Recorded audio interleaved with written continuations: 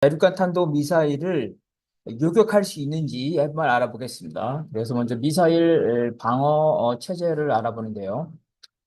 탄도 미사일의 경우에 방어 체제의 개발은 떨어지기 직전이죠. 대기권에 진입한 후에 종말 단계, 그리고 대기권 상태에 있는 대기권 바깥에 있는 중간 단계죠.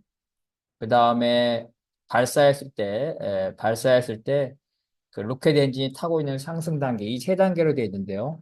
탄도미사일 방어 시스템은 반대로, 그러니까 어, 미사일이 명중되기 전이죠. 그때, 그 다음에 대기권 바깥에, 그리고 발사됐을 때, 이런 순서로 진행되어 왔습니다. 그래서 미사일이 그 발사가 되면은 먼저 로켓 추진체가 열을 품죠. 열 기둥이 생깁니다. 이러한 열 기둥이 바로 감지가 됩니다. 그래서 이 사물에 전자파를 쏘아서 흑백 영상을 보여주는 합성 개구 레이더인데요. 미국의 경우에는 최소 10cm 정도의 물체까지 알아볼 수 있다고 합니다. 그래서 발사 초기에 알아볼 수 있다는 거죠. 그리고 이런 물체에서 발생하는 열이죠. 이런 열기둥을 탐지해서 시각적으로 보여주죠. 이제 적외선 카메라. 그래서 그걸 영상으로 보여준다는 거고요. 그래서 미사일이 발사 이후에 일정 고도에 올라가면 지구가 둥글기 때문에 일정 고도에 올라가면 레이더에 포착이 됩니다. 그래서 발사 초기에 만약에 관찰하고 있다면은 발사 각도를 파악하거나 그렇지 않더라도 그 이후에 미사일의 크기와 종류, 그 다음에 속도, 궤적을 통해서 타격 지점을 알 수가 있습니다. 발사 30초에서 40초 만에는 발사 확인이 되고요. 주로 인공위성을 통해서 발사 확인이 돼서 추적 자료를 축적해서 슈퍼 컴퓨터로 계산하게 됩니다. 그래서 65초가 지나면 어디로 가고 있는지 또 어디로 방향을 돌릴 것인지를 알 수가 있습니다. 그래서 이때부터 이제 300초까지는 ICM의 로켓 모터가 전소되면서 대기권 바깥으로 나가죠. 대기권 바깥으로 나가게 되는데 이러한 로켓이 연소가 되는 300초 사이죠. 이 300초 사이가 바로 이제 상승 단계인데 이때 미사일을 격추할 수가 있습니다. 그런데 고체 연료의 경우에는 180초에 불과합니다. 액체 연료에게는 300초고, 근데 최근에 다 고체 연료를 쓰고 있습니다. 결국은 상승 단계에서 요격하는 시간은 약 3분, 180초에 불과하다고 볼 수 있겠습니다. 이 상승 단계에서 공중박살 레이저죠. 비행기죠. 비행기. 대형 전략적인 대형 비행기에서 레이저를 발사하거나 혹은 요격탄을 쏘는 것인데 이건 이론적으로 그렇고 현재 실전에서는 배치되지 못하고 있습니다. 먼저 레이저의 경우에는 대륙간 탄도미사일을 무력화시킬 정도로 강력한 레이더를 비행기에 실을 만큼 소형화하기 힘들고 기상 상태에 따라서 레이저 빔이 공기 중에서 산란되죠. 산란되기 때문에 파괴력이 감소되는 문제가 있다는 겁니다. 상승 단계의 탄도미사일 처음에 발사하겠죠. 발사하니까 열기가 있으니까 부피도 크고 열도 있고 또 상대적으로 대기권 내기 때문에 비행 속도가 느려서 탐지와 추적이 쉽습니다. 그렇지만 이거를 탐지를 하려면 그죠? 탐지하려면 발사 원점 가까이 있어야 되겠죠. 지구가 둥글기 때문에 멀리서가 아니라 최대한 가까이 탐지하고 거기서 요격을 해야 됩니다. 그런데 중국이나 러시아, 이란은 영토가 넓기 때문에 가까이서, 지구가 둥글기 때문에 가까이서 탐지하기 어렵습니다. 그래서 멀리 떨어져 있으는 지구가 둥글기 때문에 이미 상당한 상승을 한 상태에서만 탐지가 가능하기 때문에 영토가 넓은 나라에서는 바로 상승 단계에서 탄도미사일을 요격하는 것은 어렵다는 겁니다. 그래서 현재 상승 단계에서 미사일을 발사한 직후에 모토가 연수되죠. 로켓이 약 180조 고철을 이 안에 요격하는 기술은 현재로서는 없다고 볼 수 있습니다. 이론적으로 본다면은 이제 미국의 소리와 인터뷰한 이 요격 탄도미사일 전문가죠. 이 교수에 따르면 북이죠. 북의 영공 안에서 탐지는 불가능하겠죠. 그래서 북의 영공 바깥에서 북한 해안 100km 정도 떨어진 곳에서 요격기죠. 탐지할 수 있는 요격기를 항상 배치를 해서 어, 바로 그 이 북한 해역 100km 내에서 이 탄도미사일을 요격을 할 수 있다는 이론적으로 그렇게 주장합니다. 그렇지만 이제 발사 장소가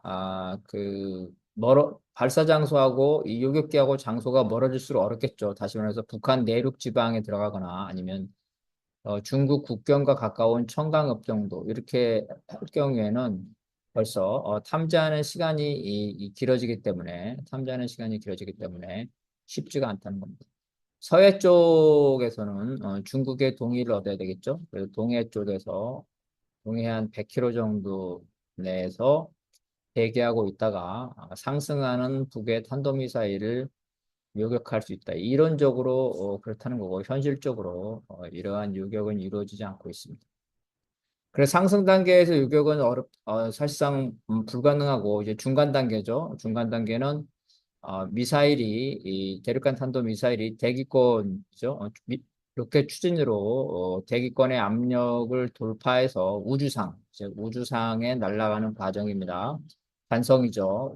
중력에 따라서 관성의 법칙에 따라 날아가는 이러한 과정을 중간 단계로 하는데 다시 말해서 탄도 미사일의 탄두가 연소를 다 마친 로켓에서 분리가 돼서 관성의 힘으로 고도 100km 이상의 대기권 바깥이죠. 그래서 정점에 도달한 후 중력에 이끌려서 서서히 하강해서 대기권에 진입하기 전 단계를 말합니다.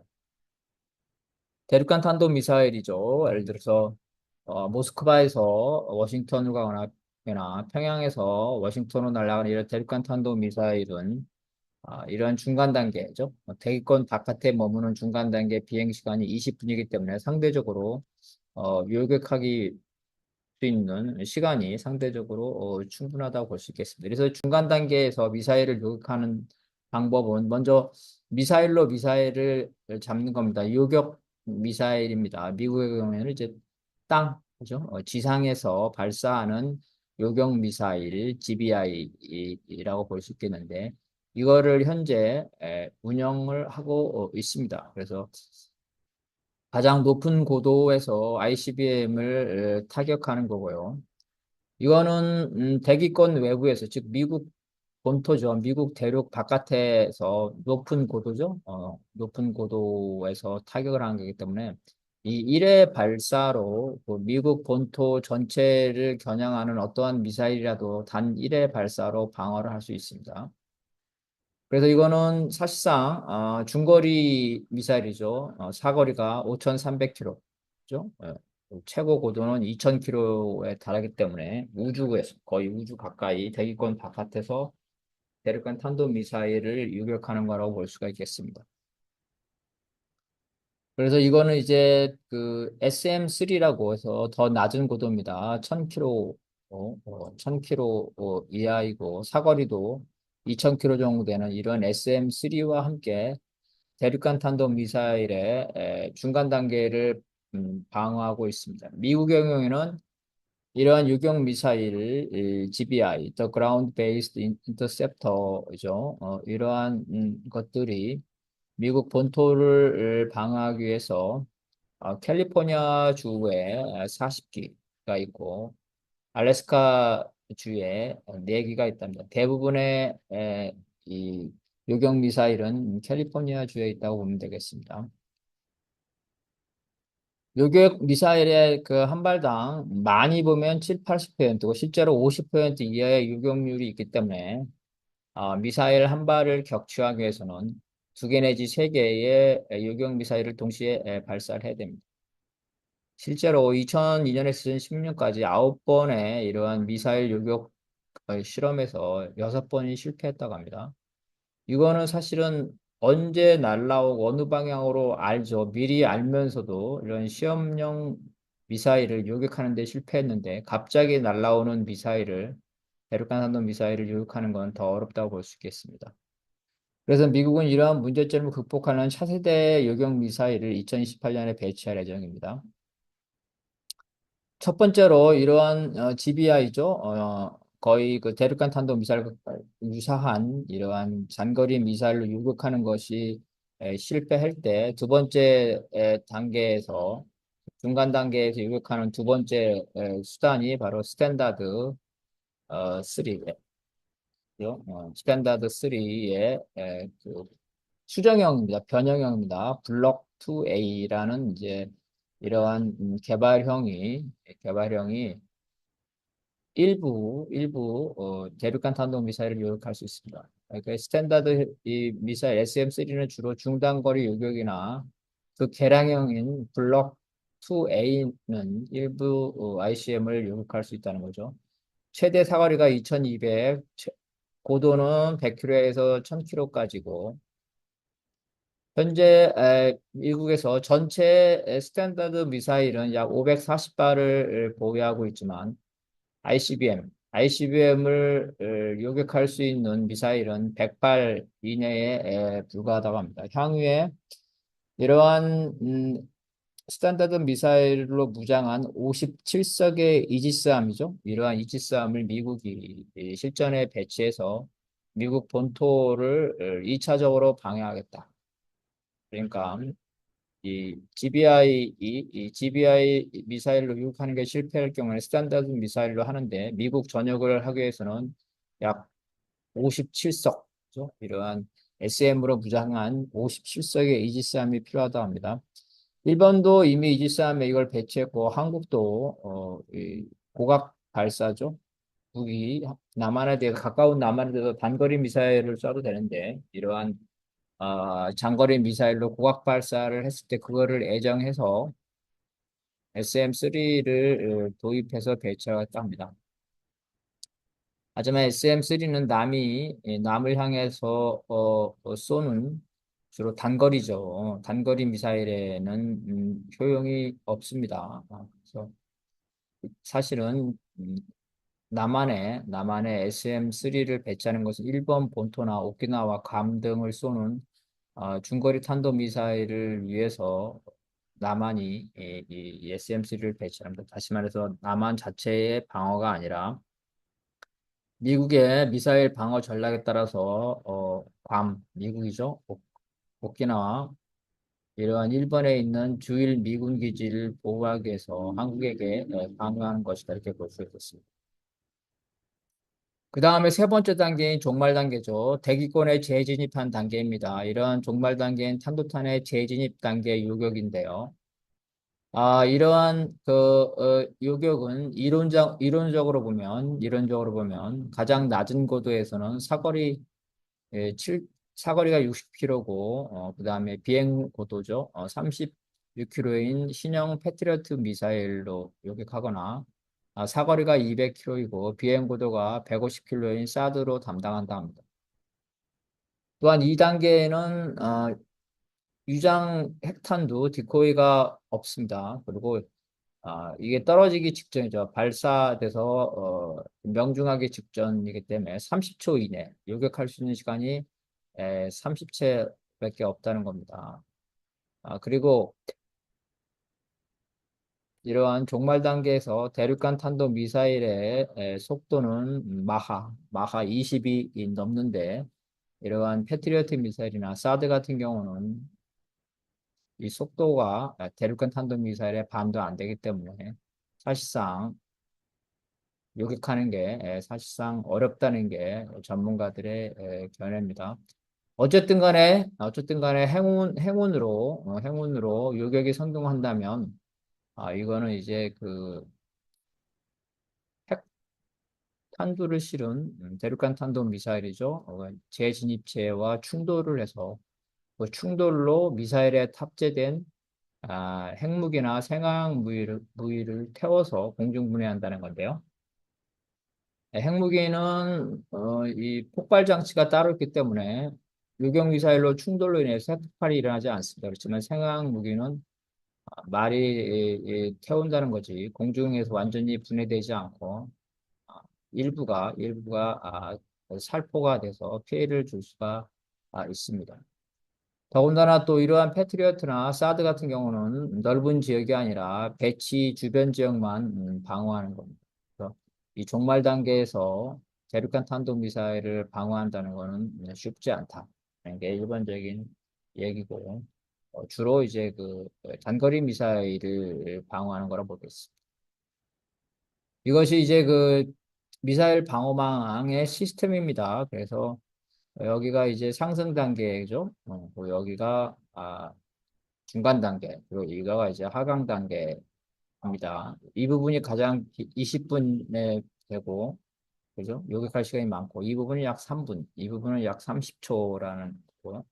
그래서 상승 단계에서는 이제 그 발사가 되면 이런 인공위성을 통해서 화염이나 이런 거를 어, 탐지해서 발사를 할 수가 있다는 거고요. 그 다음에 요격할 때, 이거는 이제 탐지죠, 탐지. 이 요격하기 위한 것들입니다. 요격하기 위한 것들은 이제 알래스카에 설치된 레이더고, 이런 것들이 이제 미국 본토를 보호하기 위해서, 미국의 이제 해안가죠. 해안가에 설치된 레이더들입니다. 이런 레이더를 통해서 요격을 한다는 거고요. 상승 단계에서 요격은 현재로선 불가능하다, 기술적으로. 이론적으로만 가능하고, 향후에 그러한 무기를 개발할 예정이라는 거고요. 중간 단계에서는 바로 이 지상 기반한 유격 미사일이죠. 대륙간 탄도 미사일이라고 이거 중거리 탄도 미사일입니다. 3단으로 이루어져 가지고 이와 같이 사실상 우주에서 대기권 밖 아주 높은 곳에서 대륙간 탄도 미사일을 요격하는 거고요. SM3의 그 개량형이죠. 개량형 일부가 이러한 유격 미사일을 실패했을 경우에 2차적으로 한다는 겁니다. 다만 이제 그거는 방어 범위가 그 좁죠. 그래서 아까 말한 대로 이지스함 이거를 장착한 이지스함에 57석 정도가 있어야지 미국 본토를 방어할 수 있다는 겁니다. 또 사드와 패트리어트는 주로 단거리 미사일을 방어하는 건데 예외적으로 대륙간 탄도 미사일에 대해서 요격은 할 수 있으나 대륙간 탄도 미사일의 속도에 비해서 사드나 패트리어트의 속도가 반도 안 되기 때문에 요격에 성공할 가능성이 매우 낮다고 보겠습니다. 그래서 대륙간 탄도 미사일의 방어 가능성을 좀 더 구체적으로 보면 이스라엘이 올해 4월 13일 이란이 드론을 170대, 순항 미사일을 30기, 탄도 미사일을 120기를 발사했는데 이란의 발표에 따라 미중 99%를 요격했다고 했습니다.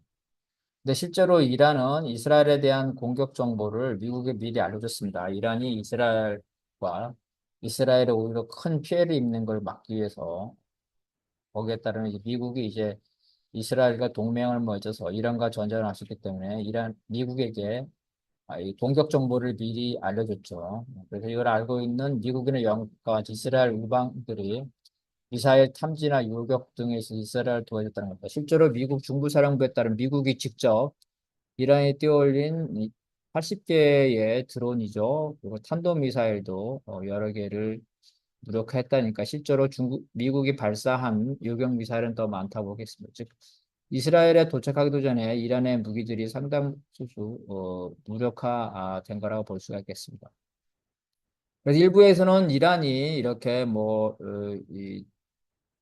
아이언돔입니까? 여러 가지 이제 요격 시스템을 가지고 성공한 걸로 봐서 대륙간 탄도 미사일도 똑같이 성공할 수 있다 이렇게 일부에서 생각할 수가 있지만 대륙간 탄도 미사일을 이러한 이란과 이스라엘의 이러한 미사일 요격에는 적용할 수가 없습니다.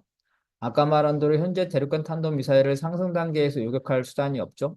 중간 단계에서 대륙단이죠. 대륙 단위의 방어죠. 방어는 요격용 중거리 탄도 미사일이죠. 이걸로 방어하거나 그것이 안 될 경우에는 SM3로 방어를 한다 했습니다. 하나의 탄두를 요격하기 위해서는요. 어, 요격률이 50%에 불과하기 때문에 세 개의 요격 미사일이 필요하답니다. 반면에 공격하는 대륙간 탄도미사일은 최대 10개의 탄두를 장착할 수가 있습니다. 이 중에 가짜 탄두도 섞여 있습니다. 그래서 만약에 가짜 탄두를 구별하지 못한다면 가짜 탄두까지 포함해서 미사일 한 개죠. 미사일 한 개를 요격하게 해서 요격 미사일을 되게 많이 해야 되겠죠. 이론적으로 따진다면 10개 이상을 발사해야 돼요. 설사 디코이를 에, 구분한다 하더라도 기만체죠. 디코이 구분한다 하더라도 대륙간 탄도미사일의 다탄도 미사일이기 때문에 다탄도 미사일이기 때문에 실제로 3개 정도의 이 핵탄두가 장착됐다면 이 3개의 탄두가 각계 스스로 항법 장치에서 독립적으로 각각의 목표를 항상 날아가기 때문에 결국은 대륙간 탄도 미사일 하나당 최대 10개의 유격 미사일이 필요할 수가 있겠습니다. 더군다나 핵전쟁의 개념은 최초의 공격으로 상대방의 보복 수단을 제거하는 대량 공격이기 때문에 미사일 한 발을 발사한 그런 핵전쟁은 없습니다.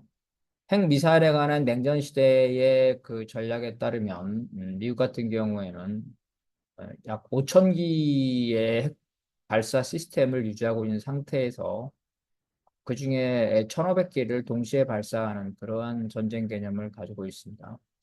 최근에도 마찬가지로 미국이 예를 들어서 러시아나 여기서 핵전쟁을 한다면 선제 공격으로 수백 개를 동시에 발사하는 개념이에요. 왜냐하면 핵전쟁은 한 발을 공격받으라도 수백 발을 공격해서 상대방을 멸망시킨다는 이러한 공포죠. 공포. 상호 확증 파괴의 전략이기 때문에 이와 같이 한 발이 아니라 수백 발에 발사하게 됩니다. 반면에 미국 경우에 대륙간 탄도미사일을 요격할 수 있는 GBI는 아까 본 대로 44개에 불과하고 아주 예외적으로 대륙간 탄도미사일을 요격할 수 있는 SCM-3 블락 2A도 현재 100개 미만이 배치되어 있다고 합니다. 결국은 대륙간 탄도미사일 수십 개가 날라오면 미국이 요격 미사일 모든 자원을 동원하더라도 중간 단계에서 요격하는 것은 불가능하다고 볼 수 있겠습니다. 대륙간 탄도 미사일은 종말 단계죠. 대기권 진입 이후에 음속의 20배 이상의 속도를 내니까 아까 말한 대로 속도가 느린 사드나 패트리어트로 요격할 가능성은 매우 높다. 즉 중간 단계에서 요격을 못하면 종말 단계에서는 쉽지 않다. 더군다나 현재 핵전쟁의 개념에 따라서 수백 개, 최소 수십 개가 동시에 날아올 경우에는 요격하는 게 불가능. 그 중에 일부가 결국은 이 수소폭탄이죠. 최근에 그 경우에는 몇백만 명의 피해가 날 수밖에 없다. 다시 말해서 핵 미사일을 원천적으로 방어하는 것은 불가능한 거랍니다. 그래서 이러한 탄도미사일의 방어 시스템 체계입니다. 그래서 아까 말한 대로 이 상승 단계, 그다음에 중간 단계, 그다음에 종말 단계가 있다는 겁니다. 그래서 이러한 상승 단계에서 레이저로 발사하는 건 이론에 불과하고 아직 실전에 배치되지 않았다는 거고요. 현재로서는 가장 유력한 게 바로 지상 발사 요격 미사일을 해서 이 대기권 바깥에서 요격을 하는 거고 그것이 실패했을 경우는 스탠다드 미사일이죠. SM-3를 발사하는 겁니다. 패트리어트와 사드는 이론상으로만 가능하고 실제로 속도가 느기 때문에 요격하는 것이 어렵다는 거고 이런 것들은 이제 단거리나 중거리 미사일을 요격하기 위한 것이라고 볼 수가 있겠습니다. 그래서 결국 미국은 전면 핵전쟁이죠.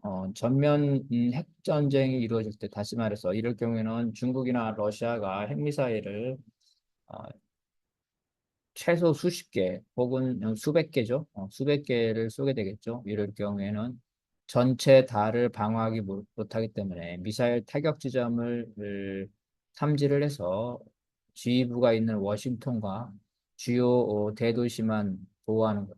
그것도 상당히 어렵다는 겁니다. 그래서 워싱턴만 겨냥해서 미사일이 대여섯 개가 날라오고 LA라든가 뉴욕 이런 데를 겨냥해서 다시 또 대여섯 개가 각각씩 날라온다면 대도시와 지휘부를 보호하는 것도 어려워지다. 다른 미국 전부를 보호하는 것은 불가능. 결국은 일부에서는 핵, 폭발로 수백만 명이 죽을 수도 없다.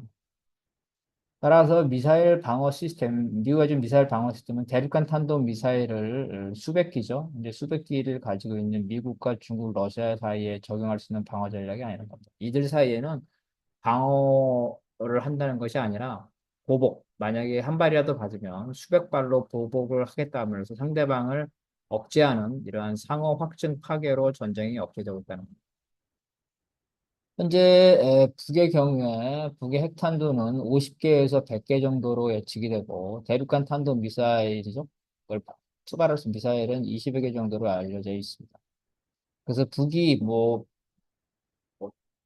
두 개, 세 개, 네 개, 이렇게 몇 개의 대륙간 탄도 미사일을 발사하면 미국이 막을 가능성이 있죠. 왜냐면 아까 말한 대로 이 수십 개의 요격 미사일이기 때문에 한 발당 약 세 발을 쐈을 때 요격 가능성이 높다는 거예요. 근데 북이 그게 아니라 가지고 있는 자신들의 대륙간 탄도 미사일 대부분을 동시에 발사하면 방어가 불가능. 그런데 북이 바보가 아닌 이상 핵미사일을 쏠 때 한두 발을 발사하지 않겠죠. 핵미사일을 쏘는 건 너도 죽고 나도 죽고 다 죽는다는 거기 때문에 있는 걸 한꺼번에 다 쏜다는 거죠. 결국은 북이 현재로서도 북이 20개의 그 대륙간 탄도 미사일에 그 핵무기를 장착을 해서 탄두에 핵탄두를 미사일 하나에 대륙간 탄도 미사일 하나에 핵탄두를 뭐 한두 개, 그다음에 가짜를 뭐 두세 개 이렇게 섞어서 쏜다 할 때 미국은 방어하는 것이 불가능. 나아가서 북은 핵탄두는 약 300여 개, 그리고 대륙간 탄도 미사일은 약 100여 개 정도. 뭐 잠수함 탄도미사일이죠. 이건 약 수십 개 정도를 보유한다면 북도 중국이나 러시아와 마찬가지로 미국의 방어망을 확실히 뚫을 수 있고 그렇기 때문에 미국에 대한 보복 공포죠. 핵전쟁에 대한 보복 공포, 상호 확증 파괴 수준으로 해서 미국에 대한 핵전쟁을 억제할 수 있는 수준이 됩니다. 그래서 아마도 북은 바로 이 수준이죠. 이 수준. 핵탄두 300여 개, 100여 개의 대륙간 탄도미사일, 수십 개의 잠수함 탄도미사일을 보유하는 것을 목표로 하고 아마도 이 북의 계획에 따르면 2030년대 중반, 늦어도 2040년대죠. 한 15년 이렇게 되면 중국과 러시아 정도의 이러한 수준에 도달하게 될 것이고 현재 자체의 보유량만 보더라도 미국에 대해서 전쟁을 억제할 수 있는, 그죠? 북은 뭐 거의 멸망할 수도 있겠지만 미국 역시도 어, 수백만 명의 인명 희생을 각오할 수밖에 없는 이런 상태에 도달했다고 볼 수가 있겠습니다.